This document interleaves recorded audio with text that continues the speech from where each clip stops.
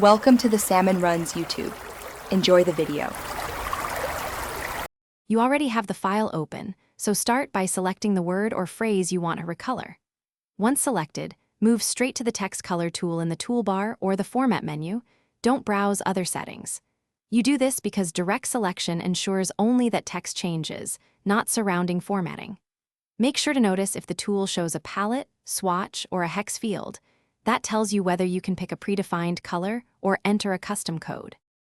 Once you open the color picker, decide whether to use a preset swatch or a custom value. Enter a hex code like #1A73E8 when you need exact branding. You should also test RGB sliders if you prefer visual mixing, because that gives finer control than presets. As you apply the color, make sure to preview it on the actual background. Contrast matters for readability and accessibility.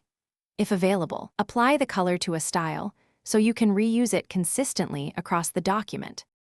After applying the color, update the relevant character or paragraph style so future edits keep the same color. This prevents accidental reversion. Then save your file and test in other views. Print preview, dark mode, and exported PDF because colors can shift between outputs. If the color fails to change, check for overriding theme colors, inherited styles, or editing locks on the document.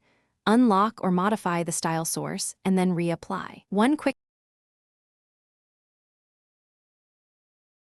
Thanks for watching.